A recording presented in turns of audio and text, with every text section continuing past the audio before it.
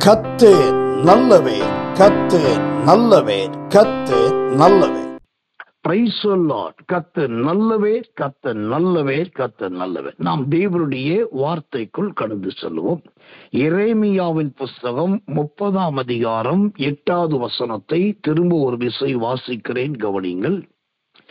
அந்நாளில் நான் அவன் நுகத்தை உன் கழுத்தின் மேல் இராதபடிக்கு உடைத்து உன் கட்டுகளை அறுப்பேன் என்று சேனைகளின் கர்த்தர் சொல்லுகிறார். அந்நியர் இனி அவனை அடிமை கொள்வது இல்லை. தங்கள் தேவனாகிய கர்த்தரையும் நான் தங்களுக்கு எழுப்ப போகிற தங்கள் ராஜாவாகிய தாவீதையுமே சேவிப்பார்கள். இந்த எரேமியா 30:8 கர்த்தர் செய்கிறதான பல காரியங்களை நாம் கிருபையாய் தயவாய் பார்க்க முடியும். அப்படி ஆண்டவர் செய்கிற பல காரியத்துல முதலாவது அவர் எப்படிப்பட்டவராய் காணப்படுகிறார்? உடைக்கிற தேவனாய் காணப்படுகிறார். பொதுவாகவே ஆண்டவர் கட்டவிழ்க்கிறவர் என்பது எல்லாருக்கும் தெரியும். பொதுவாகவே ஆண்டவர் ஆசீர்வாதத்தை கட்டுகிறவர் என்று தெரியும். அவர் கட்டவிழ்க்கிறவர், கட்டுகிறவர். அவர் அடிக்கிறவரும் காயம் கட்டுகிறவருமாய் இருக்கிறார் என்பது எல்லாருக்கும் தெரியும். ஆனால் ஆண்டவர் உடைக்கிறவர் என்பது எத்தனை பேருக்கு தெரியும்? ஆண்டவருக்கு இருக்கிற வல்லமை இணைக்கிறதும் சேர்க்கிறதும் மட்டும் கிடையாது. அவர் உடைக்கிறதிலே மிக வல்லமையான கிருபை பெற்ற ஒரு தேவன். சத்துரம். அவர் உடைக்க ஆரம்பித்தால் அதை மீண்டும் செப்பனிடுவது முடியாத காரியம். அப்படியானால் இங்கு முதலாவது பார்க்கிறோம், இந்த எரேமியா 30:8 அவர்களுடைய நுகத்தை ஆண்டவர் உடைக்கிற தேவன், உடைக்கிற கர்த்தர். அப்ப எதை உடைக்கிற தேவன்? வேதத்திலிருந்து ஒரு வசனத்தை வாசிக்கிறேன், ஜெபத்தோடு கவனிங்கள். கர்த்தர் நல்லவே, கர்த்தர் நல்லவே. சொல்கிறோம். 1 ராஜாக்களின் புஸ்தகம் 22ஆம் அதிகாரம் 48வது வசனம். 1 ராஜாக்கள் 22:48. பொன்னுக்காக ஓப்பீருக்கு போகும்படி யோசபாத் தர்சீஸ் கப்பல்களை செய்தான். ஆனால் அவைகள் போகவில்லை. அவர்கள் ஏசியோன் கேபரிலே உடைந்து போயின. அவைகள் கேபினிலே உடைந்து போயின. சரி, இப்ப யோசபாத் அனுப்பின அந்த கப்பல் உடைந்து போகிறது. ஏன் இந்த கப்பல் உடைந்தது? அவன் எதுக்காக அனுப்பினா? பொன்னை சம்பாதிப்பதற்காக, ஓப்பீரின் தங்கத்தை சம்பாதிப்பதற்காக, நல்ல மரங்களை சம்பாதிப்பதற்காக, காட்டு விலங்குகளில் ஒன்றாகிய குரங்குகளை சம்பாதிப்பதற்காக, காட்டுக்கு அழகு கொடுக்கக்கூடிய மயிலை சம்பாதிப்பதற்காக. மயில், குரங்கு, யானை தந்தம், ஓப்பீரின் தங்கம், இன்னும் பொன், இவைகளை சம்பாதிப்பதற்காகத்தான் அனுப்பினான். ஆனா இந்த கப்பல் உடைந்து போயிட்டு. இது எப்படி உடைந்தது? பெரிய காற்று வந்து உடைத்ததா? இது பெரிய வெள்ளம் அடித்து கப்பல் உடைந்ததா என்று கேட்டால், அதற்கு 2 நாளாகமத்தின் புஸ்தகம் 20ஆம் அதிகாரம் 37வது வசனம். 2 நாளாகம் 20:37. மரேசா ஊரானாகிய தொவாவின் குமாரனான எலியசர் யோசபாத்துக்கு விரோதமாக தீர்க்க தரிசனம் சொல்லி, நீர் அகசியாவோடே கூடிக்கொண்டபடினால் கர்த்தர் உம்முடைய கிரியைகளை முறித்து போட்டார் என்றாம். அந்த கப்பல்கள் உடைந்து போயிற்று. அவர்கள் தர்சீசுக்கு போக கூடாமல் போயிற்று. இப்போ ஆண்டவர் உடைக்கிறதிலே வல்லமை உள்ளவர். அவருக்கு நல்லா உடைக்க தெரியும். இங்க பெரிய கப்பலைய, யோசபாத்துடைய கப்பலையே உடைக்கிறார். இது உடைச்சது இயற்கையா, சக்தியா, தண்ணீரா, காற்றா என்று கேட்டா, இந்த 2 நாளாகமோ 20:37 ரொம்ப தெளிவா சொல்லுது. கர்த்தர் உம்முடைய கிரியைகளை முறித்து போட்டார், அந்த கப்பல்கள் உடைந்து போய். ஏன் கர்த்தர் இங்க உடைக்கிற தேவனாய் காணப்படுகிறார்? அதுதான் இங்க ரொம்ப முக்கியம். அதே வசனம் 2 நாளாகமம் 20:37 சொல்லுகிறது. இந்த யோசபாத் என்ன பண்ணுகிறான்? அகஸ்தியா என்கிற மனுஷனோடு கூட உடன்படிக்கை பண்ணுகிறான், கூடிக்கொள்கிறான். இது கர்த்தருடைய சித்தம் அல்ல. அப்படியானால் தேவன் ஆசீர்வதிக்கிறவர் மட்டும் கிடையாது, கட்டுகிறவர் மட்டும் கிடையாது, விடுதலையாக்குறவர் மட்டும் கிடையாது. எரேமியா 30:8 அவர் உடைக்கிறதிலே மகா வல்லமையுள்ள தேவன், உடைக்கிறதிலே பேறு பெற்றது. இந்த உடைப்பு வருவதற்கு காரணமே, நீ தங்கம் வாங்க போன, அதனால கர்த்தருக்கு பிடிக்கல. நீ ஓப்பீரின் தங்கத்தை எடுத்துட்டு வர போன, அது கர்த்தருக்கு பிரியம் இல்லாதது. நீ போய் மெனக்கட்டு தேவையில்லாத குரங்கையும் மயிலையும் புடவையையும் தூக்கிட்டு வந்த. இது எல்லாம் உள் தேசத்துல கிடைக்கும், இதுக்காக என் வெளிநாட்டிலிருந்து இறக்குமதி பண்ணணும், அதுதான் கர்த்தர் உடைச்சு போட்டார் சொல்லி பலர் சொல்லலாம். ஆனால் இங்கு தங்கம் வாங்கினதுக்காகவோ அல்லது குரங்கும் மயிலும் சேலைகளையும் கொண்டு வந்ததுக்காக உடையல. இந்த யோசபாத் அகஸ்தியாவோட கூடிக்கொண்டான். இப்ப கர்த்தர் தெளிவாய் சொல்லுகிறார், இந்த மாதத்துல நாம் யாரோடு ஐக்கியம் வைக்கிறோம், எப்படிப்பட்ட தேவ ஜனங்களோடு நம்முடைய அந்யோன்யத்தை, நம்முடைய தொடர்பை வைக்கிறோம் என்பதை கவனமாய் இருக்க வேண்டும். நாம் ஊழிய நட்பாயிருக்கலாம், அல்லது ஆவிக்குரிய உறவாயிருக்கலாம், அல்லது தெரிந்தவர்கள் மீது வைக்கிற அன்பாயிருக்கலாம். எதுவாயிருந்தாலும் அதுல ஒரு தேவ தீர்மானம் இருக்க வேண்டும், கர்த்தருடைய சித்தம் இருக்க வேண்டும். அந்த தேவ தீர்மானமும் கர்த்தருடைய சித்தமும் இருந்தால் எந்த உடைவும் வராது. நாங்க இப்போ ஊழியம் செய்கிற விருதுநகர் துலுக்கப்பட்டி என்கிற 6வது நகர்ல தான் நானும் என் மனைவியும் 1992 ஜனவரி மாசம் இங்க ஊழியத்தை ஆரம்பிச்சோம். அப்புறம் கர்த்தர் ஊழியத்தை நாங்க ஊழியத்தை ஆரம்பிச்ச காலத்துல மகா வறட்சி, மகா பஞ்சம். அப்போ ஊழியம்ல யாரும் அங்கீகரிக்கிறதெல்லாம் கிடையாது, ஊழியத்துக்குள்ள இங்க பெரிய உரிமை உத்தரவாதம் கிடையாது. அப்ப நாங்க ஊழியத்தை ஆரம்பிச்சு ஊழியமே செய்ய முடியல. அந்த நேரத்துல இன்னொரு ஊழியக்கார ஆலோசனை கேட்டு நாங்க தேனிக்கு போயிட்டோம். தேனி பட்டணத்துல போய் பிசிப்பட்டி என்கிற பழனிச்செட்டிப்பட்டியில ஒரு ஊழியத்தை ஆரம்பிச்சிட்டோம். அப்ப அங்க போன உடனே ஊழிய கிடு கிடு கிடு கிடு கிடு வளருது, நல்ல சபை உருவாகுது, விசுவாசிகளுடைய சப்போர்ட் உண்டாகுது. ஒரு ஆள் வந்தாரு, 1 மாசத்துக்கு வேண்டிய மளிகை ஜாமான் வாங்கி கொடுத்துட்டாரு. இன்னொருத்தர் வந்தாரு, நல்ல தசோபாவம் கொடுத்தாரு. அப்புறம் 2 பேர் நியமிக்கப்பட்டு வர்ற காணிக்கெல்லாம் கலெக்ட் பண்ணி அதை கணக்கு பார்த்து வைக்கப்பட்டது. அப்புறம் ஊழியத்துக்கு வேண்டிய தேவைகள் அனைத்தும் சந்திக்கப்பட்டது. புதுசா கூட்டங்கள்லாம் வச்சோம். ஊழியம் நல்லா வளர்ந்தது. இப்போ நாங்க ஏற்கனவே ஊழியம் செய்தது விருதுநகர் 6வது நகர். ஆனா இப்ப அங்க சரியான வளர்ச்சி இல்லை, எந்த நன்மை இல்லைன்றதுனால தேனிக்கு போனோம். அங்க பார்த்தா அப்படியே கடகடன்னு ஊழியம் வளருது. ஆனா இந்த வளர்ந்த வேகமும் கிடைத்த ஆசீர்வாதங்களும் ரொம்ப நாள் நிக்கல. அடுத்த சில மாதத்துக்குள்ளேயே எங்க ஊழியத்துக்குள்ள மிகப்பெரிய கிளியோதன் காற்று ஒன்று வந்து மோதிச்சு. இந்த கிளியோதன் காற்று அப்போஸ்தலனாகிய பவுலோடு 276 பேர் பிரயாணம் பண்ணும் போது மோதிச்சு. அதனால கப்பல் உடைஞ்சிச்சு. அதே மாதிரி எங்க ஊழியத்துல இந்த கிளியோதன் காற்று வந்த போது அந்த ஊழியம் பயங்கரமா சின்ன பின்னமா போக ஆரம்பிச்சு, ரொம்ப நொறுங்க ஆரம்பித்தது. விசுவாசிகளுக்கும் எங்களுக்கும் காய்மகர பகை உண்டானது. எங்களை கண்டாலே விசுவாசிகளுக்கு பிடிக்காது. நாங்க என்ன ஊழியம் செய்தாலும் அவர்களுக்கு திருப்தி ஆகாது. அப்புறம் அவங்கள்ட்ட இருந்து வந்துட்டு இருந்தது தயவு, தாட்சண்யம், உதவிகள், பண உதவி, காணிக்கை, வருமானம், தசமம், இதெல்லாம் கொஞ்சமா நின்றுச்சு. இப்போ திடீர்னு பார்த்தாக்கா கர்த்தர் நல்லவன். என் மனைவி பிரசவத்துக்காக போயிருக்காங்க. போன இடத்துல குழந்தை இறந்துருச்சு. அப்படி 2வது குழந்தை. அந்த குழந்தை எப்போ இறந்துச்சுன்னே தெரியல. குழந்தை மனைவியின் வயிற்றுல இறந்து 3 நாள் டெத் பாடியா உள்ள இருந்திருக்கு.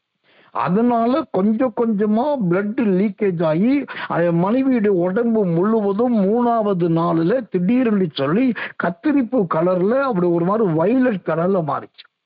அப்பதான் சோத்திரம் திரும்பவும் ஹாஸ்பிட்டல் கொண்டு போறோம். அப்போ டாக்டர் பார்த்துட்டு சோத்திரம் சின்ன ஊர் போயிடுச்சு, பெரிய ஊரின் பழைக்காது, நீங்க மதுரைக்கு கொண்டு போங்கன்னு சொல்லி ஒரு சோத்திரம் சஜஸ்ட் பண்ணிட்டாங்க. ஒரு ஆம்புலன்ஸ் வச்சாச்சு. அவன் கத்த நல்லவே நர்ஸ் எல்லாம் எங்களுக்கு சோத்திரம் கூட நியமிச்சாச்சு. இப்போ ஏற்கனவே குழந்தை வயிற்றுல இறந்துருச்சு, பெரிய உயிர் போராடிட்டு இருக்கு. அதை தூக்கிக்கிட்டு போராடுகிற உயிரோடு மதுரைக்கு போக சொல்றாங்க. எப்படி இருக்கும்?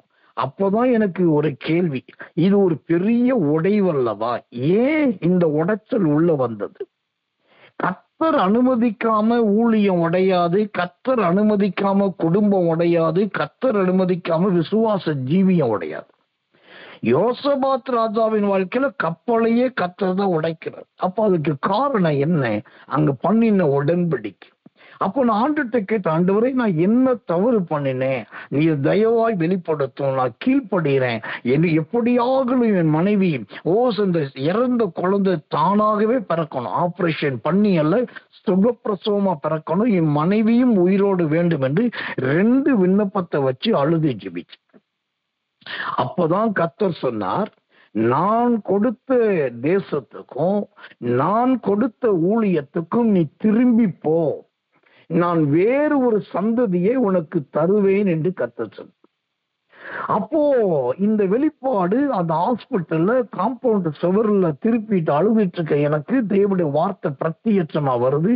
உடனே நான் கர்த்தருடைய சமூகத்தை சொல்றேன், நான் உடனே கீழ்ப்படுகிறேன். ஆண்டவரே என்ன ஆனாலும் பரவாயில்ல, பண்டம் பாத்திரம் அண்டா குண்டா சட்டி பானை எல்லாத்தையும் தூக்கிக்கிட்டு நான் உடனே விருதுநகர் RR போயிடுறேன்னு சொல்லி அந்த ஹாஸ்பிட்டல்லையே அந்த காம்பவுண்ட் சுவரை பிடிச்சு அழுதுட்டு இருந்தேன்னா அப்படியே கண்ணீரோடு ஒப்பு கொடுத்த அடுத்த சில நிமிடத்துக்குள் என் மனைவியின் மூத்த சகோதரி அக்கா அவங்க வந்து தோலை தட்டி, தம்பி குழந்தை பிறந்துருச்சு, சின்ன உயிருக்கு இறந்துருச்சு, பெரிய ஊருக்கு ஒரு ஆபத்து இல்லை, கவலைப்பட வேண்டாம். அப்போதான் நான் தெரிந்து கொண்டேன், கர்த்தர் அந்த சூத்திரம் நான் விருதுநகர்ல இருந்து தேனியில தேவனுடைய ஊழியத்துக்கு போனது தேவனுடைய சித்தம் இல்லை. ஆனால் நிறைய தசோபாகம் வந்தது, நிறைய பேர் காணிக்க வந்தது, நல்ல சபை. 1க்கு 2 சபை, அதாவது ஒன்னு பிசிப்பட்டியில் நடத்தணும், அடுத்து அள்ளி நகரத்தில் நடத்தணும், அப்புறம் சூத்திரம் கத்தநல்வன் இன்னொரு இடத்துலயும் நாங்க நடத்தணும். இப்படி 2 கிளை சபைகள் ஆரம்பித்தது. எல்லாம் நல்லா இருந்துச்சு. ஆனா ஒரே சமாதானம் இல்ல, குழந்தை இறக்குது. அப்புறம் நான் கட்டின சர்ச்சில் நானே தற்கொலை பண்ணிட்டு சாக போனேன். ஒரே கொந்தளிப்பு. அப்பதான் ஜெபிக்கும் போது கர்த்தர் சொன்ன, நான் கொடுத்த இடத்துக்கும் நான் கொடுத்த ஊழியத்துக்குவான் கீழ்ப்படிஞ்சு திரும்பி வரத்துக்கு ஒப்பு கொடுத்தேன் பாருங்க. அப்படியே இறையாதே அமைதலாய் இரு என்ற வார்த்தையின்படி எல்லா பிரச்சனையும் மாறிச்சு, எல்லா கஷ்டமும் விலகிச்சு, அப்படியே கொந்தளிப்பெல்லாம் நிசப்தமாச்சு. அப்புறம் கர்த்தர் எங்களை ஆசீர்வதித்தார். மீண்டும் நாங்கள் விருதுநகருக்கு வந்தோம். 3வது இன்னொரு குழந்தையை கர்த்தர் கொடுத்தார். அவர்தான் சம்பத் சாம்ராஜா.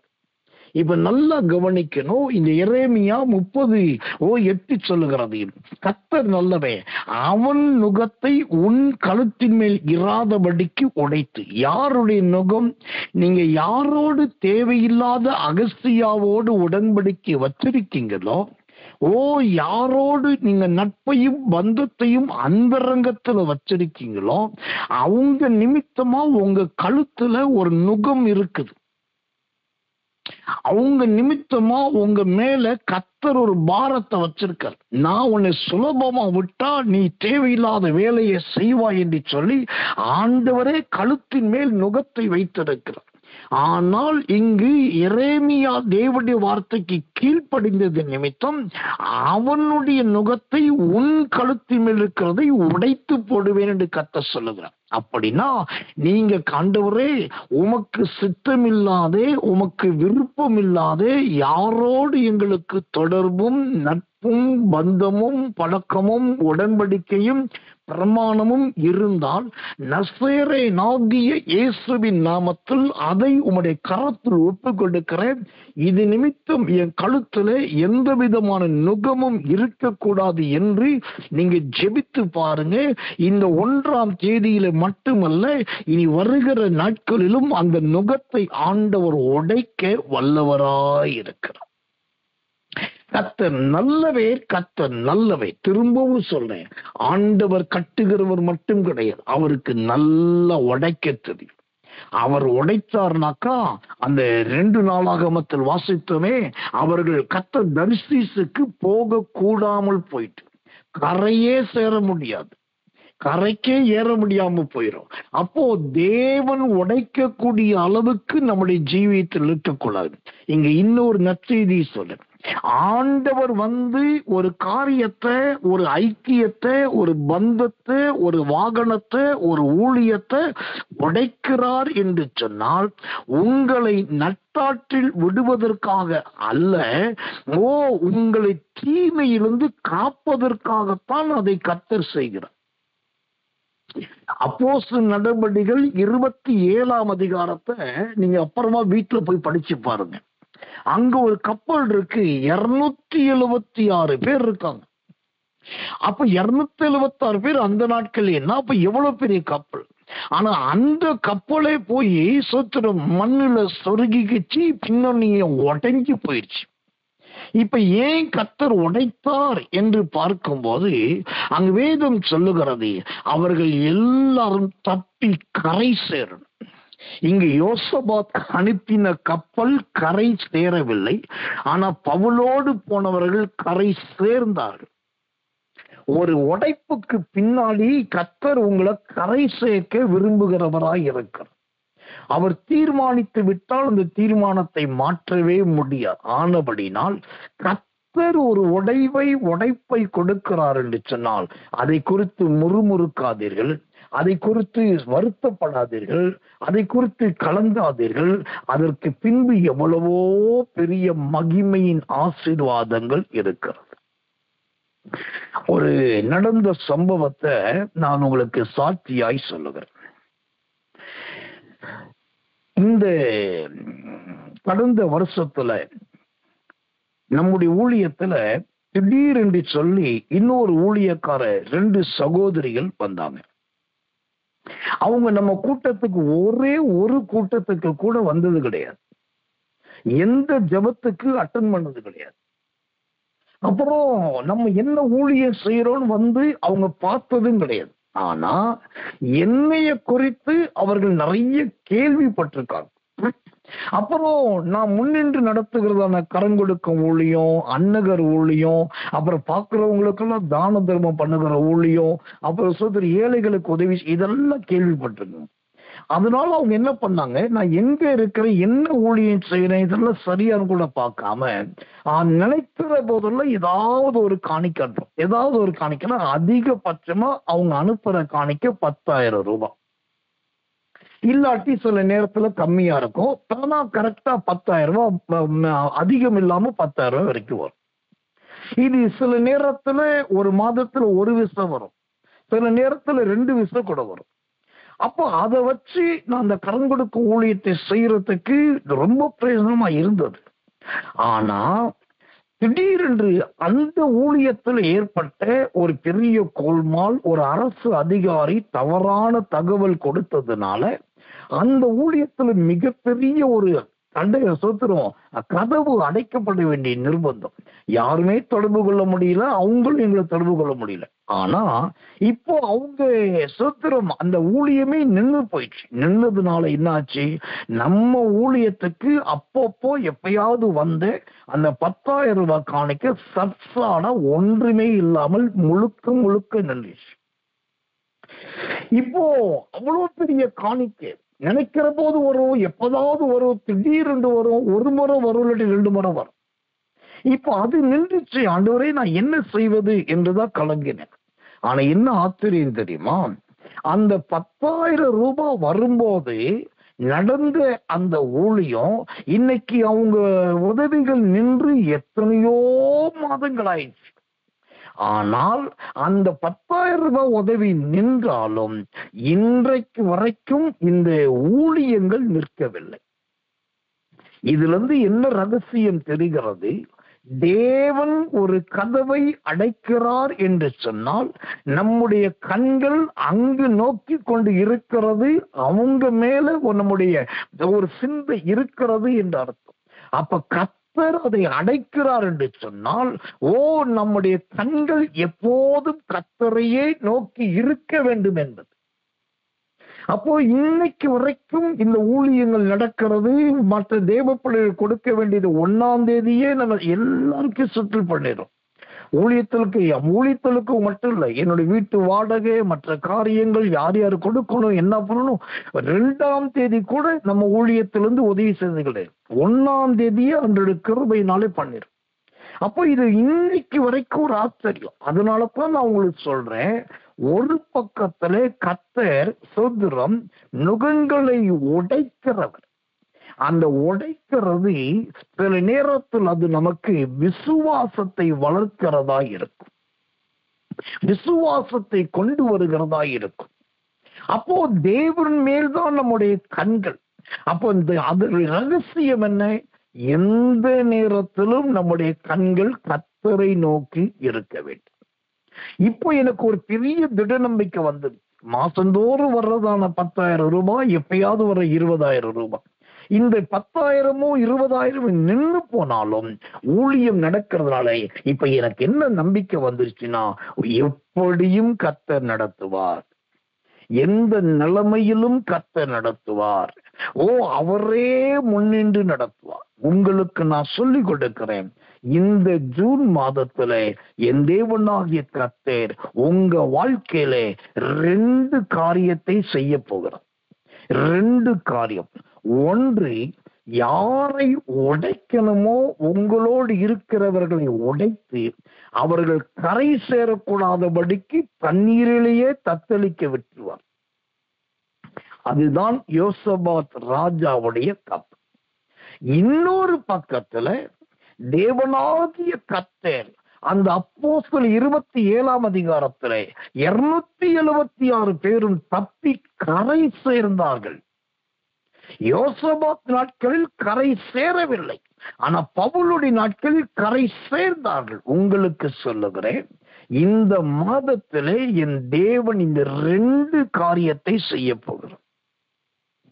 துன்மார்க்கத்துக்கும் ஏதுவான அல்லது சத்துருவின் கிரியைக்கு ஏதுவான யாருடைய சம்பந்தம், யாருடைய தொடர்பு, யாருடைய ஐக்கியம், எந்த பந்தம் இருந்தாலும் இந்த எரேமியா 30:8 படியும் யோசபாத் ராஜாவுடைய கப்பல் உடைந்ததை போல கர்த்தர் உடைப்பார்.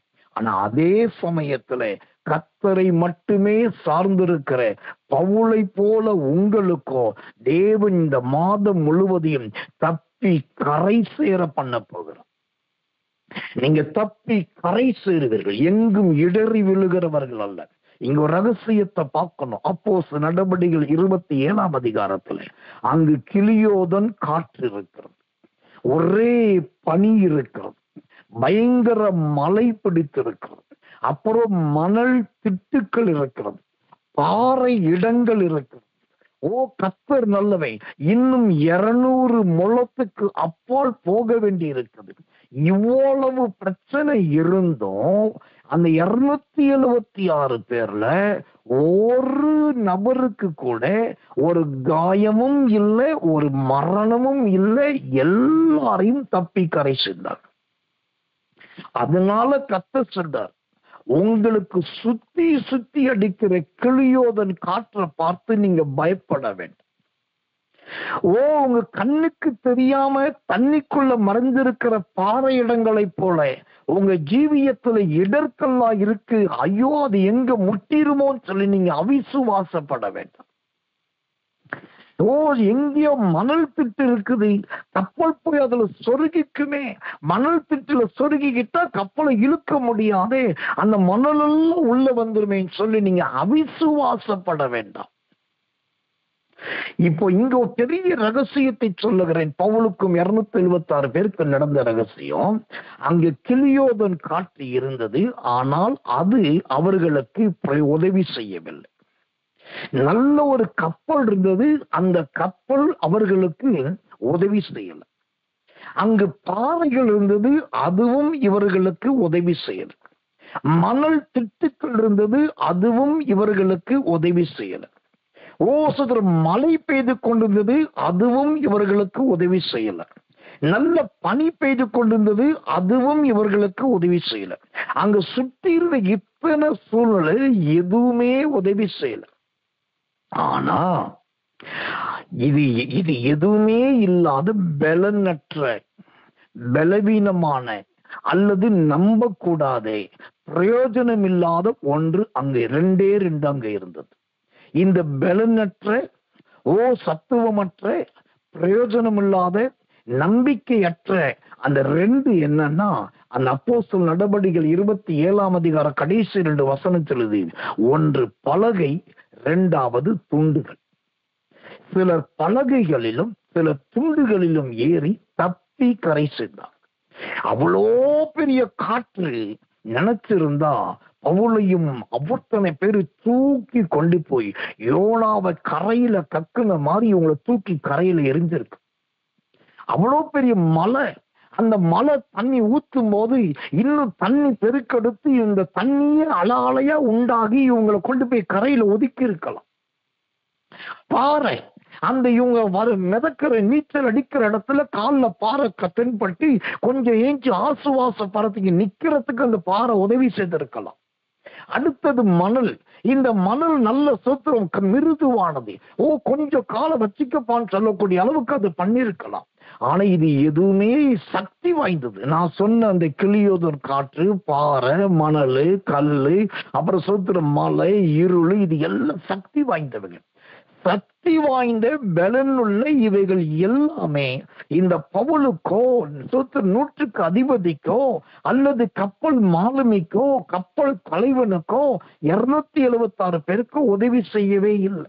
பலன் உள்ளவைகள் எதுவுமே இவர்களுக்கு உதவி செய்யல. ஆனா அவர்களுக்கு எது உதவி செய்தனா, ஒன்று பலகை, இரண்டாவது துண்டுகள். பலகைன்னா என்னங்க அர்த்தம்? 10 பேர் 20 பேர் ஏறக்கூடிய பலகையா கிடையாது. ஒத்த மனுஷன் பிடிச்சுக்கிட்டு போகக்கூடிய அளவுக்கு எங்கேயும் உடைஞ்ச பலகை. துண்டு என்பது பலகையில உடைஞ்ச ஒரு பீஸ், அது எடக்கு மடக்கா இருக்கும்.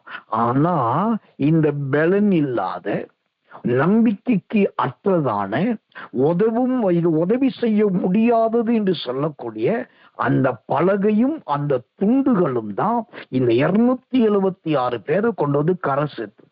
இப்போ கர்த்தர் சொல்றாரு, உங்க பக்கத்துல வாய் கிளிய பேசக்கூடிய, சுத்திரம் பயங்கரமா சொல்லி, நீ என் கூட இரு, நான் பாத்துக்கிறேன், என்கிட்ட சொல்லிரு, நான் 2 உன்னை கவனிச்சுறேன், நான் இவங்களுக்கு போன் பண்ணா போதும், உன் பிரச்சனை தீந்துரும், நான் உன்னை கூட்டு போறேன், என்னை பார்த்தாலே அவங்க ஏஞ்சி நிப்பாங்க, உனக்கு பாரு என்ன அடுத்த கையெழுத்து போட்டுருவாங்கன்னு சொல்லி இந்த சுத்திர கிளியோதன் காற்று வீசுற மாதிரி சில வாய்க்கிளி பயங்கரமா பேசுவாங்க. அவர்களை நீங்கள் நம்பாதீர்கள். இன்னொரு கூட்டம் இருக்குது, அது மலை, எப்போ பார்த்தாலும் நொய்யு நொய்யு நொய்யு நொய்யுன்னு இருக்கும். அவங்க சொல்லுவாங்க, நீ இங்க போன விளங்க மாட்டேன், அங்க போன பிரயோஜனப்பட மாட்டேன், இங்க போன ஒண்ணு நடக்காது, எதுக்கும் பிரயோஜனம் இல்லை, நான் சொல்றதை கேட்க மாட்டேன், என் புத்திக்கு இடம் கொடுக்க மாட்டேன், என்னை நீ மதிக்கவே மாட்டேன், என் பின்னாடி வரமாட்டேன், நீ வந்து பாரு, உனக்கு என்ன நடக்குது பாரு சொல்லி மழை பெய்யற மாதிரி சொல்லிக்கிட்டே இருப்பாங்க. ஆனா அவங்கள நம்பி போனாலும் ஒண்ணு நடக்கும். அடுத்தது பயங்கர குளிர். இந்த குளிர் எது? உங்க பக்கத்துல இருக்கிற அந்த பக்கத்துல போர்வைய மாதிரி, கம்பளி மாதிரி. இவங்க யார் தெரியுமா? உங்களால பெற்றெடுக்கப்பட்ட பிள்ளைகள், உங்களால வளர்க்கப்பட்ட ஆவிக்குரியவர்கள், இப்ப நல்ல நிலைமையில் இருக்கிறவர்கள். அவங்க நினைச்சா உங்களை இறுக்கி கட்டி அணைச்சிக்கலாம். அவங்க நினைச்சா உங்களுக்கு பொத்திக்கிட்டு நல்ல குளிர்ல இருந்து தப்பு வைக்கலாம். அவங்க நினைச்சா உங்களுக்கு ஏதோ ஒண்ணு பண்ணலாம். அந்த விசோத்திரம். ஆனா அவங்க இந்த நேரத்துல காணாததை போல இருப்பாங்க. கண்டும் காணாததை போல இருக்கு. அதுதான் அங்க பெய்யுற பயங்கர பணி. அடுத்தது பாறை. இந்த பாறை யாரு தெரியுமா? இதுல பாக்குறதுக்கு அப்படியே ஜாம்பவான்கள் மாதிரி இருப்பாங்க. சுதரம் பகுமானமா இருப்பாங்க. மீசை இருக்கும், அப்படியே முறுக்கு போட்ட சட்டை இருக்கும், நல்ல பளபளப்பு வேட்டி இருக்கும். அவங்க பேச்ச பார்த்தீங்கன்னா சிங்கம் கர்ச்சிக்கிற மாதிரி இருக்கும். ஆட்கள் தோற்றத்தை பார்த்தா ஐயோ எவ்வளவு பெரிய பயங்கரமான ஆளு சொல்லி பாறை மாதிரி அவங்க சொல்லுவாங்க. சத்ரு, என்ன பிரச்சனை? நான் கூட இருக்கிறேன், எதுக்கும் பயப்படாதம்பாங்க. ஆனா பிரச்சனை பக்கத்துல வந்த உடனே இந்த அப்போஸ்தலர் 20 இருக்கிற பாறை எப்படி கடல் தண்ணிக்குள்ள ஒளிஞ்சுக்கிச்சோ இவங்க போய் ஒளிஞ்சுக்கும். அதனால ரொம்ப உறுதியா கோலியாத் மாதிரி காண்பிக்கிற சோத்திரம் அப்படிப்பட்ட ஆட்களை நம்பாதீங்க. அப்ப என்னதான் பாஸ்டர் செய்யணும் அப்படின்னாக்கா, நீங்க செய்ய வேண்டிய ஒன்று பலனற்ற 2 ஒன்று பலகை, 2வது துண்டு. இந்த பலகை என்பது இயேசு கிறிஸ்துவின் சிலுவையிலே அறையப்பட்ட ஒரு பலகை. அந்த பலகையில என்ன எழுதப்பட்டது தெரியுமா? இவர் யூதர்களின் ராஜா. அது ஒரு பலகையா இருந்தாலும் அந்த பலகை எதை சுமந்துட்டு இருக்குன்னா ஒரு ராஜாவின் நாமத்தை சுமந்து கொண்டிருக்கு. இந்த பலகையில எழுதப்பட்டிருக்கிறதே இவர் யூதர்களின் ராஜா என்கிற நாமம்.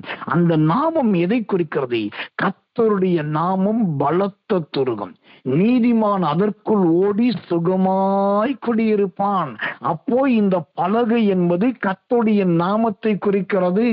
இந்த பலகை என்பது கர்த்தருடைய சுகத்தை குறிக்கிறது. இந்த பலகை என்பது நல்ல தேவனுடைய அடைக்கலத்தை கொடுக்குது. அப்ப நீங்க யார நம்பணும்? கப்பல்ல நம்ப கூடாது, பாறைய நம்ப கூடாது, கல்ல நம்ப கூடாது, மண்ணை நம்ப கூடாது, மலைய நம்ப கூடாது, பனிய நம்ப கூடாது, காற்று நம்ப கூடாது. ஒரு பலகை, அந்த பலகை தான் கர்த்தருடைய நாமம். அதை நம்புங்க. அந்த பலகை உங்களை கொண்டு போய் கரை சேரும். 2வது துண்டுகள். இந்த துண்டுகள் எதை குறிக்கிறது? கர்த்தருடைய நாமத்துக்கு மகிமை. அதுதான் கிருபையை குறிக்கிறது. நீங்க பலகைய கூட கண்ணுல பாத்துடலாங்க, அல்லது தேவனுடைய அபிஷேகத்தை கூட நீங்க கண்ணுல பாத்துடலாம். ஆவில் நரம்பு பாத்துடலாம், அந்நிய பாஷை பேசுறத பாத்துடலாம், ஆவிய இறங்குறத பாத்துடலாம், புறாவை போல பாத்துடலாம். ஆனா கிருபையை மட்டும் உங்களால பார்க்கவே முடியாது. கிருபைக்கு ஒரு உருவம் சொல்ல முடியுமா? கிருபைக்கு கருப்பு சிவப்பு கலந்ததுன்னு கலர் சொல்ல முடியுமா? கிருபனை இந்த ஊர்ல ஆரம்பிச்சு அந்த ஊருக்கு வந்ததுன்னு சொல்ல முடியுமா? கிருபையை நீங்க பார்க்க முடியாது. அதே மாதிரிதான் அந்த துண்டு. அது பெரிய பிரயோஜனமானது கிடையாது. ஆனா அந்த துண்டை பிடித்த அத்தனை பேரும் வந்து கரை சேர்ந்தாங்க. இப்போ இந்த துண்டு என்பது கர்த்தருடைய கிருபை. இந்த கிருபையை பிடித்துக் கொள்ளுங்க. எரேமியா 30ஆம் அதிகாரம் 8வது வசனத்தின்படி, தேவனாகிய கர்த்தர் அவன் நுகத்தை உன் கழுத்தின் மேல் இராதபடிக்கு உடைத்து, தேவன் உடைக்கிறார் என்று சொன்னால் அந்த நுகத்தை உங்களை விட்டு எடுக்கிறார். அதற்கு தேவை நீங்க நல்ல பலகை என்கிற கர்த்தருடைய நாமத்தை பிடித்துக் கொள்ளுங்க. துண்டு என்கிற மறைந்திருக்கிற கிருபையை பிடித்துக் கொள்ளுங்க. அப்ப நீங்க பத்திரமா கரை சேரலாம். அல்லேலூயா, அல்லேலூயா. கர்த்தருக்கு மகிமையும் கிருபையும் தயவும் மாட்சிமையும் வல்லமையும் உண்டாவதா. இப்போ இந்த எரேமியா 30:18 முதலாவது உடைக்கிற தேவன் என்று பார்த்தோம்.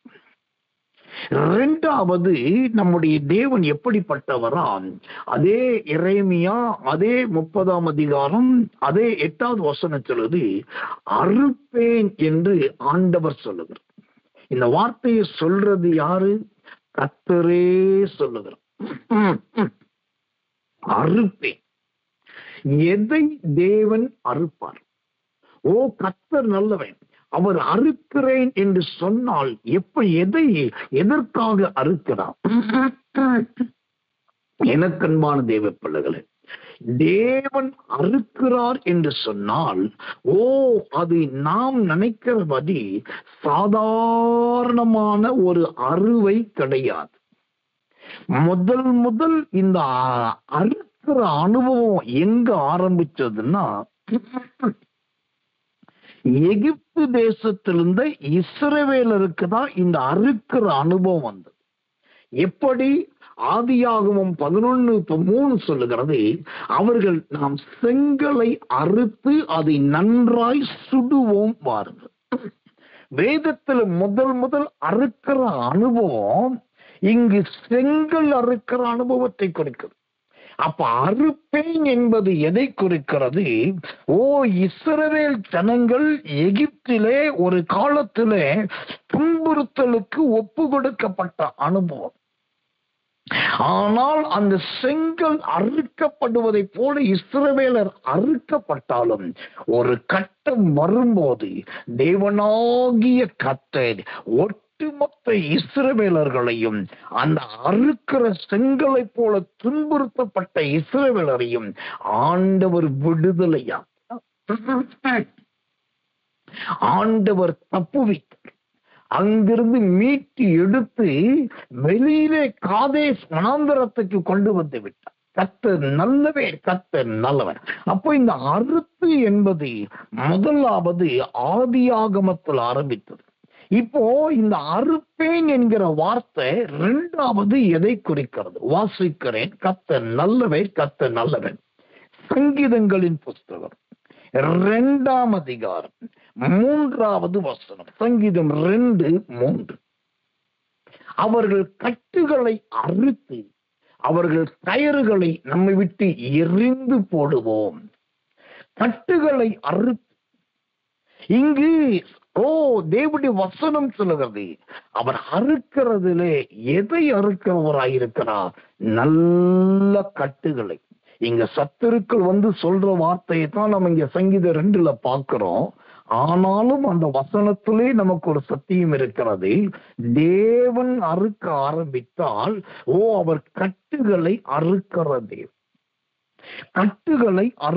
தேவன்.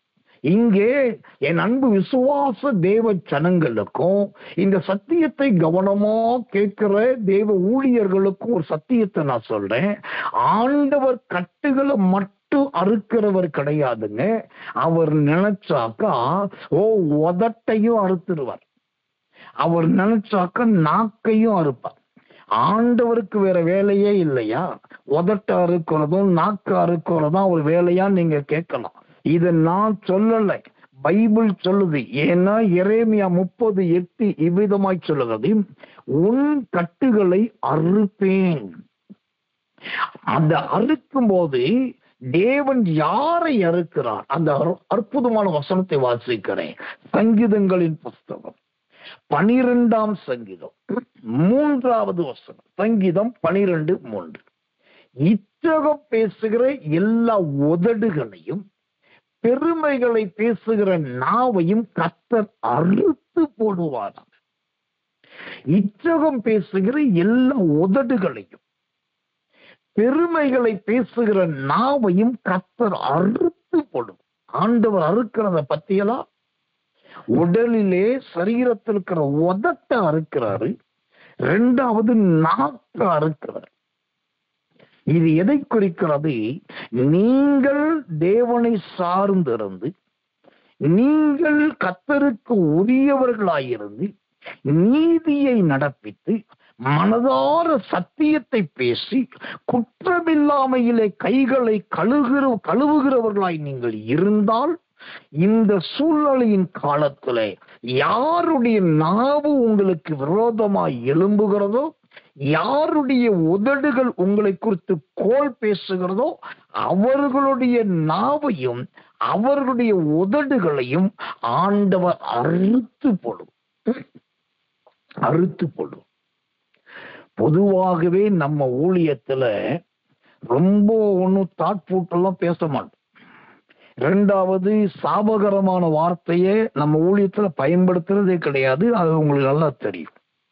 இன்னொன்னு, சாத்தான், பிசாசு, பேயி, சத்துரு இவங்களை குறித்து நம்ம பேசுறதே கிடையாது. ஏன்னா சத்தியத்தை பேசவே நேரம் இல்லை, இயேசுவுக்கு சொல்லவே நேரம் இல்லை. அப்புறம் அவனை எதுக்கு பேசணும்? அதே மாதிரி சாபத்தை குறித்து நம்ம சொல்றது கிடையாது.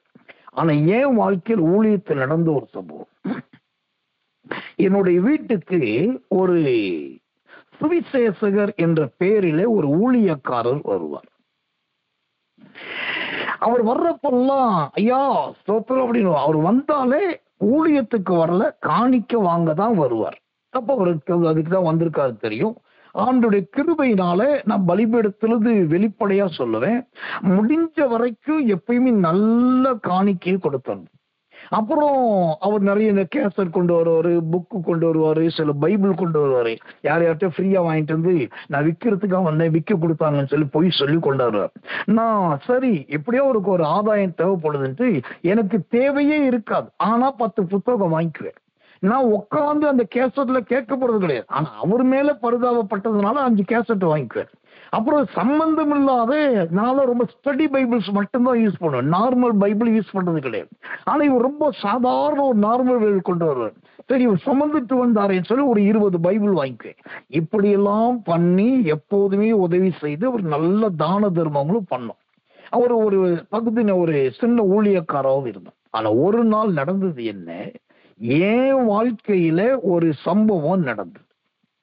இந்த சம்பவத்தை குறித்து என்னை குறித்து நான் இல்லாத போது இன்னொரு பெரிய போதவர்கிட்ட போய் மிக தரக்குறைவா பயங்கரமா பேசிட்டார். பேசிட்டு அப்ப ஒரு விதமா என்னென்னமோ சொல்லிட்டார். இது எனக்கு தெரியாது. நான் அடுத்த விஷயம் அந்த குறிப்பிட்ட பட்டணத்துக்கு போறேன், அந்த பெரிய ஊழியக்காரை பார்க்க போறேன். அப்ப எல்லாரும் ஏஞ்சி நிக்கிறாங்க, ஐயா ஸ்தோத்திரம் எல்லாம் பண்ணாங்க. எல்லாம் சொல்லி எல்லாம் பேசி முடிச்சுட்டு இவனும்போது பாஸ்டர் உங்கள்கிட்ட தனியா பேசணும்னு சொல்லி அந்த பெரிய பாஸ்டர் சொன்னார். சரி பாஸ்டர் வாங்க பேசணும், தனியா கூட்டு போய் பேசணும். அப்போ அவர் சொன்னாரு, இப்படி ஒரு மனுஷன் வந்தாரு உங்களை குறித்து இப்படி எல்லாம் சொல்லிட்டு போறாரு, இது உண்மையா? அப்ப நான் சொன்னேன், அவரு சொன்னார் உண்மை. ஆனா அவர் சொல்லும் போது உங்க ஆவில என்ன உணர்த்தப்பட்டீங்க? அவர் சொன்னது உண்மையா பொய்யா என்பது நான் சொல்ல விரும்பல. நீங்க ஒரு ஊழியக்காரர், ஒரு சீனியர் பாஸ்டர், அவர் சொல்லும் போது உங்க ஆவில என்ன உணர்த்தப்பட்டீங்க அதை சொல்லுங்க. நான் இப்படி ஆவியானவரோடு ஒப்பிட்டு கேட்பேன், அவருக்கு தெரியாது. இப்படி கேட்ட உடனே அந்த சீனியர் பாஸ்டருக்கே ஒரு மாதிரி ஆயிடுச்சு, கை காலம் வேர்த்துடுச்சு. அப்ப நான் சொன்னேன், அது கர்த்தர் பார்த்துக்குவாரு, அதை விட்டுங்க. உடனே அவர் சொன்ன, நீங்க போய் அதெல்லாம் கேட்காதீங்க. நான் கேட்கவே, எனக்கு அந்த பழக்கமே கிடையாது, அவர் கேட்க மாட்டேன். ஆனா நடந்த சம்பவம் என்ன தெரியுமா? இந்த சங்கீதத்துல கர்த்தருடைய வசனம், அந்த சங்கீதம் 12:3 சொல்லுதெல்லாம், இச்சகம் பேசுகிற எல்லா உதடுகளையும் பெருமைகளை பேசுகிற நாவையும் கர்த்தர் அறுத்து போடுவார். நான் அந்த சம்பவம் முடிஞ்சு என்னோட வீட்டுக்கு வந்துட்டேன். வீட்டுக்கு வந்துட்டு ஒரு வாரத்துக்கு பின்னாடி திடீர்னு அவரை வழியில பாக்குறேன். வழியில பார்த்தா எனக்கு ஆவியில உடம்பெல்லாம் சூடாகுது, ஆவியெல்லாம் கொந்தளிக்குது. போய் கேளு, அவன் என்னதான் 2 நீ எவ்வளவு உதவி செய்யற, எவ்வளவு பணம் கொடுக்கற, எவ்வளவு காணி கொடுக்கற, என்னென்னமோ வாங்கி கொடுக்கற, சைக்கிள் முதற்கொண்டு வாங்கி கொடுத்தேன், ஆனா இப்படி பேச போய் கேளு அப்படின்னு. ஆனா ரொம்ப பொறுமையா இருந்துட்டு. ஆனால் நடந்த சம்பவம் திடீர்னு சொல்லி அவருடைய மனைவி எனக்கு போன் பண்ணாங்க. முதல் விஷயம் அவங்களோட மனைவி எனக்கு ஒரு போன் பண்ணாங்க. போன் பண்ணிட்டு ஒரே அழுக. என்னம்மா நீங்க யாரு? அவரு அந்த ஊழியக்காரோட பேர் சொல்லு. மனைவி பேசுறையா, உங்கள்கிட்ட தான் சொல்லணும். அவர் எப்ப பார்த்தாலும் உங்களை தான் சொல்லிட்டு இருப்பாரு, உங்க மேல அவ்வளவு உயிரா இருப்பாரு. ஐயா இப்படி ஆயிடுச்சு, என்னம்மா ஆயிடுச்சுன்னு கேட்டேன். அவர் சொன்னாங்க, அந்த அம்மா சொன்னாங்க, என்னன்னு தெரியலையா, திடீர்னு வாய் கோணிக்குச்சு, நாக்கெல்லாம் உள்ள இழுத்துக்குச்சு. இப்போ சாப்பிடும் போது வாயை திறக்க முடியல, வாயை திறந்த நாக்கு வரமாட்டேங்குது, வார்த்தை வரமாட்டேங்குது, வாய் கோணிக்குச்சு, கையும் காலும் இழுத்துக்குச்சு. இப்ப ஏதோ ஒரு மாதிரி மனுஷன் எங்குமே நகர முடியாம இருக்காரு, ரொம்ப பரிதாபமா இருக்கு ஐயா, நீங்க வரணும், ஜெபிக்கணும். தேவ சமூகத்துல கர்த்தருக்கு முன்பா சொல்றேன், என்னை குறித்து வேறொரு ஊழியத்துல போய் அவ்வளவு அவலட்சணமா பேசிட்டு வந்ததுனால கர்த்தர் இந்த சங்கீதம் 112:3 படியே கர்த்தர் அவரை தண்டிச்சிருக்கார். அது எனக்கு நல்லா தெரியும். ஆனா இந்த சம்பவம் கேள்வி அந்த அம்மா கூப்பிட்ட உடனே நான் எதுவுமே யோசிக்காம என் வாகனத்தை எடுத்துட்டு நேரா போய் அவங்க வீட்டுல உட்காந்து எல்லாரையும் விசாரிச்சு எல்லாருக்கும் சாப்பாடு வாங்கி கொடுத்து, குடிக்க தண்ணி வாங்கி கொடுத்து, ஸ்வீட் ஸ்நாக்ஸ் எல்லாம் வாங்கி கொடுத்துட்டு அவர் கூட உட்காந்து கையை பிடிச்சி காலை பிடிச்சி எண்ணெயை தடவி இழுத்து விட்டு உருவி விட்டு நல்ல ஜோம் பண்ணி அவருக்கு வேண்டி நல்ல காணிக்கையும் கொடுத்து திரும்பி வந்தேன். நடந்தது என்ன தெரியுமா? அடுத்த நாளே அவருடைய வாய் சரியாயிடுச்சு, நாக்கு சரியாயிடுச்சு, கை சரியாயிடுச்சு, கால் சரியாயிடுச்சு. நடந்த சம்பவம் எல்லாம் சரியாயிடுச்சு. ஆனால் மனுஷனுடைய இருதயம் திருந்தவே இல்லை. அவர் திரும்பவும் கோல் மூட்டுகிறவரும் வீடு வீடாய் பொய் சொல்லி காணிக்க வாங்குறோம் மாறினார். நடந்த சம்பவம் திடீரென்று சொல்லி எதிர்பாரா விதத்துல மறித்தே போய்விட்டார். தேவன் அறுப்பேன் என்று சொன்னால் நீங்கள் கத்தி எடுக்க வேண்டாம், நீங்கள் பட்டயத்தை உருவ வேண்டாம், நீங்க சூனிய காரிய தேடியும் மந்திரவாதிகளை நாடியும் போக வேண்டும். இன்னும் வல்லமையான ஊழியக்காற்ற சொல்லி கர்த்தருடைய கையில் ஒப்பு கொடுத்து ஜெபியுங்கள் என்று சொல்லி நியாய தீர்ப்பின் ஜெபத்தை பண்ணவும் வேண்டாம். நீங்கள் குற்றமில்லாமையில் உங்கள் கைகளை கழுவுங்கள். ரத்தம் சிந்துவது இல்லாமல் உங்களை காத்துக் கொள்ளுங்கள். கர்த்தருடைய பார்வையிலே செம்மையும் நீதிமான மார்க்கத்தில் நடவுங்கள். இந்த மாதிரி நீங்க நடந்தா உங்க ஜீவியத்தை மட்டும் நீங்க காத்துக்கிட்டா போதும். யார அறுக்கணும், எந்த உதட்ட அறுக்கணும், எந்த நாக்க அறுக்கணும், எந்த கைய தொடணும், யாருடைய காலை தொடணும்னு ஆண்டவருக்கு நல்லா தெரியும், ரொம்ப நல்லா தெரியும். ஆனா நாம் பட்டயத்தை எடுப்பதோ, ஆயுதத்தை உபயோகிப்பதோ அல்லது ஆக்ரோஷத்தை காண்பிப்பதோ வேண்டவே வேண்டாம். உங்களுக்கு அன்பாய் சொல்லிக் கொண்டிருக்கிறேன், என்னதான் அவலட்சணமான காரியங்களை பேசட்டும், எவ்வளவுதான் கேவலமான காரியங்களை பேசட்டும், பொறுமையாயிருங்க. என் வாழ்க்கையில நான் மறக்க முடியாத ஒரு சம்பவம், நான் அழுது ஆண்டவர்கிட்ட நான் மன்னிப்பு கேட்டேன். இன்னொரு பையனுக்காக நான் ஆண்டவர்கிட்ட அவனுக்காக நான் மன்னிப்பு கேட்டேன். என்னைய மன்னிங்கன்னு அழுதேன். ஏன்னா நான் என் மனைவி இறந்த காலம், நான் வேலூர் மாவட்டத்துல பள்ளிக்கொண்டாவில போய் கொஞ்ச காலம் அடைக்கலம் புகுந்து இலைப்பாறுதலுக்காக இருந்தேன், எல்லா கவலையும் மறக்கணுன்றதுக்காக. அப்போ அங்க ஒரு வாலிப சகோதரன் சோதரம் கர்த்தர் நல்லவன் பட்டுக்கோட்டை பக்கத்துல இருந்து என்னை பார்க்க வருவார். அந்த வாலிப சகோதரர் கிட்டத்தட்ட ஒரு 26-27 வயதுக்குள்ளதான் இருக்கும். ஆனா அவன் பல நாடுகளுக்கு சிட்டாய் பறக்கிறவன். இன்னைக்கு இந்த நாட்டுல இருப்பான், நாளைக்கு அந்த நாட்டுல இருப்பான். திடீர்னு பார்த்தா ஒரு ஸ்டார் ஹோட்டல்ல மற்றவங்களோடு உட்காந்து சாப்பிட்டுட்டு இருப்பான். சின்ன பையன்தான், அவனுக்கு பெரிய கம்பெனி கிடையாது. ஆனா ஏதோ ஒரு தந்திரத்தை வச்சு அவன் உலகத்தின் பல நாடுகளுக்கு போயிட்டு இருந்தான். அவனுக்கு கல்யாண காரியமாகவும் அல்லது நிரந்தர வேலைக்காகவும் ஜெபிக்கும்படி யாரோ சொல்லி என்னிடத்தில் வந்தான். அப்ப நான் ஜெபம் பண்ணேன், தேவனுடைய வார்த்தைகளை சொன்னேன். அதனால ரொம்ப பிடிச்சு போனது, இப்படிப்பட்ட வசனத்தோடு தீர்க்க தரிசனங்களை கேட்டது இல்லைன்னு என்னோட ஐக்கியம் வைக்க ஆரம்பிச்சான். அப்போ என்னுடைய ப்ரேயர் பாயிண்ட்ஸ், என்னுடைய நீடட் மெசேஜ் எதுவோ அவனுடைய மெயில் ஐடிக்கு போயிருந்திருக்கு. அந்த மெயில் மூலமா எங்கேயோ பல இடத்துல ஸ்ப்ரெட் ஆயிருக்கு. ஆனா அது எனக்கு தெரியாது. ஏன்னாக்கா எனக்கு மெயில் யூஸ் பண்ணவே தெரியாது.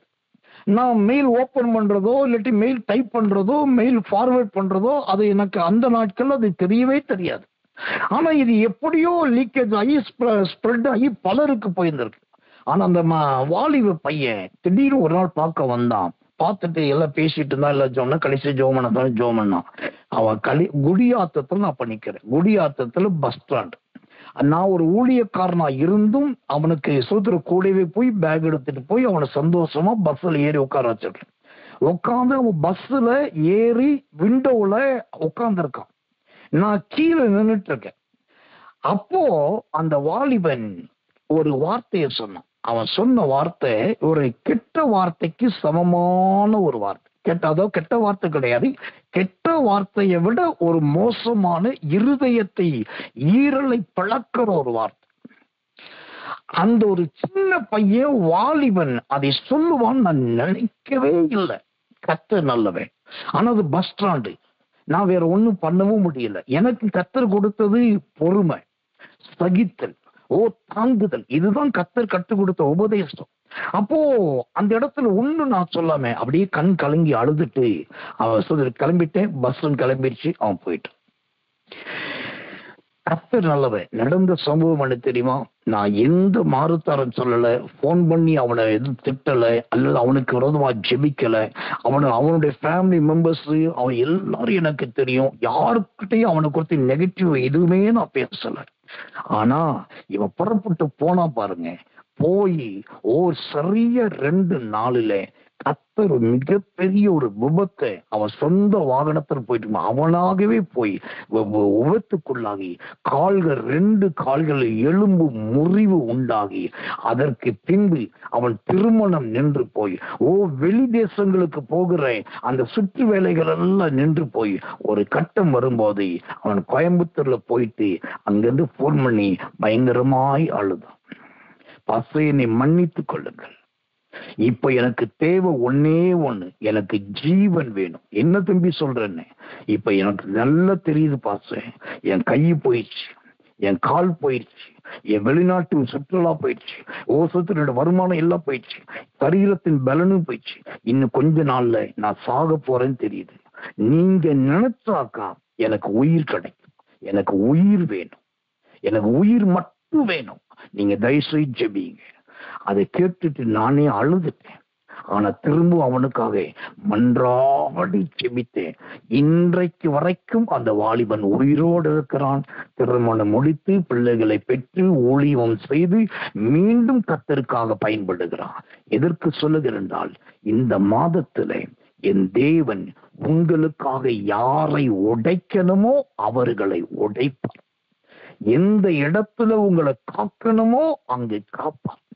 உங்களுக்காக யாருடையதை எதை அறுக்கணுமோ அவர் சரியாய் அறுப்பார். நீங்க விரோதமாய் எழும்பாதீங்க, நீங்க ஆக்ரோஷப்படாதீங்க, நீங்க முறுமுறுக்காதீங்க, நீங்க சபிக்காதீங்க, நீங்க ஏளனம் பண்ணாதீங்க, நீங்க அவர்களுக்கு விரோதமாய் எழும்பி காரியத்தை நடப்பிக்காதீங்க. நீங்க செய்ய வேண்டிய முக்கியமான காரியம் சகித்துக் கொள்ளுங்கள், தாங்கிக் கொள்ளுங்கள், பொறுத்து கொள்ளுங்கள், அவமானப்படுங்கள், தூசிக்கப்படுங்கள், அவலட்சணத்தை ஏற்றுக்கொள்ளுங்கள், நீடிய பொறுமையா இருங்கள், சந்தோஷப்படுங்கள். இவைகளை மட்டும் செய்து பாருங்கள். நான் சொல்லுகிற இந்த உபதேசம் வாழ்க்கைக்கு ஒவ்வாத உபதேசம்.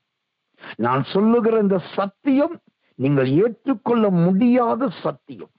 ஆனால் இதுதான் சத்தியம் என்று நீங்கள் சகிக்கிறவர்களாய், தாங்குகிறவர்களாய், பொறுத்து கொள்ளுகிறவர்களாய், ஏற்றுக்கொள்ளுகிறவர்களாய், அமைதலாய் இருக்கிறவர்களாய், கர்த்தர் பார்த்துக் கொள்வார் சொல்லுகிறவர்களாய் இருந்து விட்டு பாருங்கள். அவர்கள் எல்லாருடைய முடிவும் திடீர் என்று முடியும். உங்களையோ அவர்களுடைய சந்ததியை பார்க்கக்கூடிய நீடித்த நாட்களால் உங்களை திருப்தியாக்கும். உங்களையோ ஜீவனோடு வைத்திருப்பார், உங்களையோ எல்லாருக்கும் சாட்சியா வைத்திருப்பா. நான் அந்த கோயம்புத்தூர் தம்பி சொன்ன பட்டுக்கோட்டை எப்பயாவது கால் பண்ணுவான். அவன் சொல்லுவான், ரொம்ப நன்றி பாஸ்டர், என் உயிர் கொடுத்தது நீங்க. இன்னைக்கு நான் சாகுற வரைக்கும் மறக்க மாட்டேன். இனி யாருக்கு விரோதமா எழுத மாட்டேன். இவன் அப்படி சொல்றதுக்கு காரணம் கர்த்தர் எனக்கு கொடுத்த ஒரு ஜீவியம். இதைத்தான் உங்களுக்கு சொல்லிக் கொடுக்கிறேன். கர்த்தர் பட்டயத்தை உருவார் என்று நான் உங்களை வேதப்படுத்த விரும்பவில்லை. கர்த்தர் அவர்களை சத்துருவுக்கு அனுப்ப போகிறார் என்று உங்களை தூண்டிவிட விரும்பவில்லை. நீங்க பொறுமையா இருங்க, நீங்க தாங்கிக் கொள்ளுங்க, அமைதியா இருங்க. நேரம் வருகிறது, காலம் வருகிறது, கர்த்தருடைய கிரியை வருகிறது.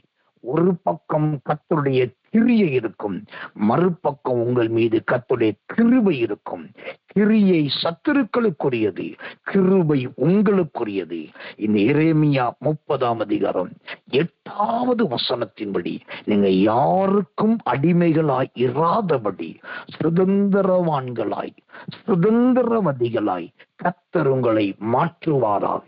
கண்களை மூடி ஆண்டவரை நோக்கி நாம் ஸ்தோத்தரிக்க போகிறோம்.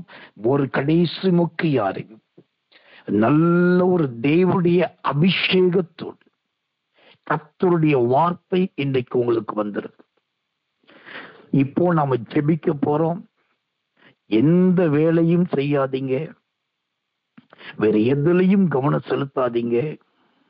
இந்த எரேமியா 38 நீங்கள் சுதந்திரிக்க வேண்டிய நேரம் இது. இன்றைக்கு கர்த்தர் கொடுத்த இந்த தீர்க்க தரிசன உபதேசத்தின்படி ஒவ்வாத உபதேசம்தான், ஆனால் அதை அங்கீகரிக்கிற ஒரு உபதேசம். நடைமுறைப்படுத்த முடியாத சத்தியம்தான், ஆனால் நடைமுறைப்படுத்துவதற்கு கிருபையை கொடுக்கிற நேரம். எல்லாரும் கண்களை மூடுங்க, பயத்தோடு கண்களை மூடுங்க. நீங்க எந்த இடத்துல இருந்தாலும் சரி, எந்த நிலைமையில் இருந்தாலும் சரி, இதோ கர்த்தருடைய ஒரு காருண்யம், கர்த்தருடைய ஒரு அரவணைப்பு உங்கள் மீது இறங்கி வருகிறது. ரகதினி கந்தடகதனே கடகதனி குத்துக்கத்ராககககககலதி.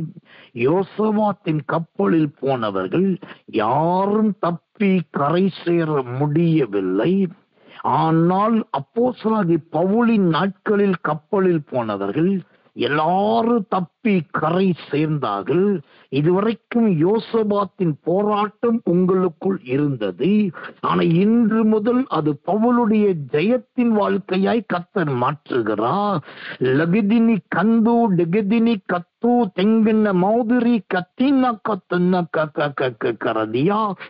இந்த மகிமையின் சத்தியத்தை, இந்த உபதேச வெளிப்பாட்டை யார் யார் கண்ணீரோடு கேட்கிறார்களோ, ஆமாண்டவரே எனக்கு அந்த சகாயம் வேண்டும் என்று கேட்கிறார்களோ, அவர்கள் ஆண்களா இருந்தாலும் சரி, பெண்களா இருந்தாலும் சரி, விசுவாசிகளா இருந்தாலும் சரி, ஊழியக்காரிகளாய் இருந்தாலும் சரி, அவர்களுக்கு தேவன் தயை பாராட்டுவீராக.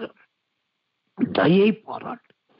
எல்லார் கரை ஆண்டவரே, இவர்கள் ஒருவருக்கும் அடிமைகளாயிராதபடி, எதற்கும் அடிமையாயிராதபடி ஒரு சுதந்திரமான தேவனாகி உம்முடைய பிள்ளைகளைப் போல சுதந்திரமாய் இருக்க உதவிச்சு. பிள்ளைகள் கர்த்தரால் வரும் சுதந்திரம், அந்த சுதந்திரம் உங்களுடைய பிள்ளைகளுக்கு உண்டாவதாக. நன்றி ஆண்டவரே. எல்லா வீடுகளிலும் கர்த்தருடைய தெய்வீக மகிமை நிரப்புவதற்காக ஸ்தோத்திரம். இந்த ஜூன் மாதம் எரேமியா 38 இவர்களுக்கு எதிரான காரியங்களை கர்த்தர் உடைக்க போகிறீர். இவர்கள் கட்டுகளை அறுக்க போகிறீர். அடிமைத்தனத்தை நீக்க போகிறீர். இது மூன்றையும் செய்து இவர்கள் ஆண்டவரே வாசம் பண்ணுகிற வீட்டிலே, வேலை செய்கிற கம்பெனியிலே, ஊழியம் செய்கிற பகுதியிலே இவர்களை மகிமையின் சாட்சியாய் உருவேற்படுத்துவீராக. மகிமையின் சாட்சியாய் மாற்று. கர்த்தருடைய இவ்வளவு சத்தியத்தை கேட்க மனதுள்ளவர்களாய் இருந்தும் மனம் இல்லாதவர்களைப் போல சில விலகி இருக்கிறதை நான் பார்க்கிறேன். இந்த பார்வோனின் ஆவியை உடைய கடின மனம் கொண்ட அவர்களையும் இந்த தேவனுடைய சத்தியம் சந்திப்பதாக. தேவனுடைய சத்தியம் சந்திப்பதாக. ஆண்டவரே கிருபை செய்யும். நீ ஜெபத்தை கேட்டதற்காக ஸ்தோத்திரம். இயேசுவின் நாமத்தில் ஜெபிக்கிறோம் நல்ல பிதாவே. ஆமென், ஆமென், ஆமென்.